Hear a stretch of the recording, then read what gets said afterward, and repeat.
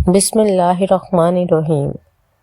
شروع اللہ کے نام سے جو بڑا مہربان نہایت رحم کرنے والا ہے۔ ایک گاؤں کا واقعہ ہے۔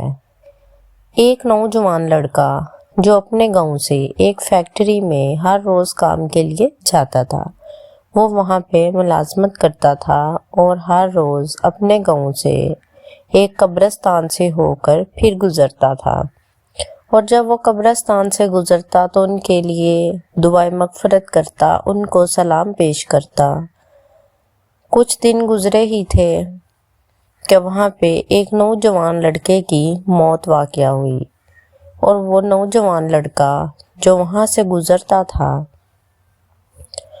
وہ اگلے دن وہاں سے گزرا تو اس نے دیکھا کہ اس نوجوان لڑکے کی قبر پہ کتے بھونک رہے ہیں، مگر اس نے سوچا پر وہ پھر بھی گزر گیا۔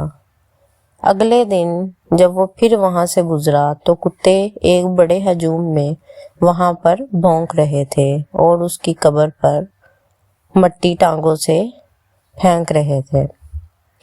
وہ لڑکے نے سوچا کہ میں اس سے بات کروں، کہ اس کے گھر والوں سے یا کسی سے میں بات کروں کہ یہ آخر کیا ماجرا ہے، کتے کیوں بھونکتے ہیں۔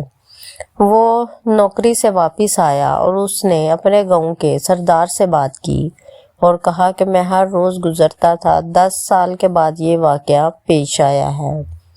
10 سال ہو چکے ہیں میں یہاں سے گزرتا ہوں، میں نے کبھی نہیں دیکھا کہ قبر پر کتے بھونک رہے ہیں یا مٹی پیچھے کر رہے ہیں۔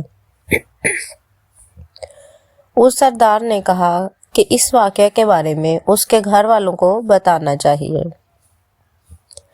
وہ لوگ اکٹھے ہو کر اس کے گھر چلے گئے اور کہا کہ آپ کی قبر پہ جو بچہ ہے، اس کی قبر پر کتوں نے ہجوم بنایا ہوا ہے اور وہ بھونک رہے ہیں۔ تو اس کے بھائی نے کہا کہ اگر آپ نے قبر کھول کر دیکھنی ہے، اس کی کھدائی کرنی ہے تو ہم آپ کے ساتھ نہیں جائیں گے، آپ لوگ خود اس کی قبر کو کھول کر دیکھ لیں۔ گاؤں والے بہت حیران پریشان ہوئے کہ یہ کیا ماجرا ہے، ایک سگا بھائی جو ہمارے ساتھ جانے کے لیے تیار نہیں ہے، ایسا کیا مسئلہ ہے۔ سردار نے کہا کہ تم لوگ قبر کشائی کی تیاری کرو۔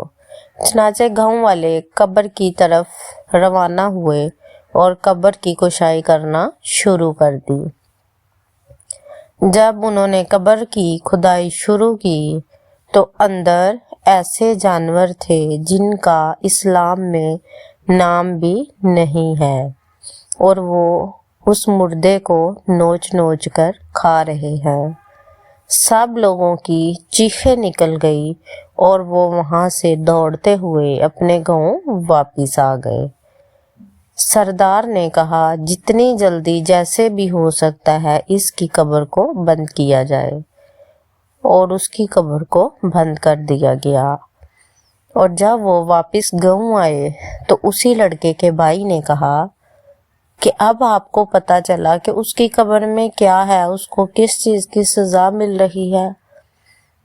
گاؤں والوں کو بتایا کہ یہ ایک شرابیہ تھا اور یہ شراب پی کر اپنی ماں کو مارتا تھا، باپ کو مارتا تھا۔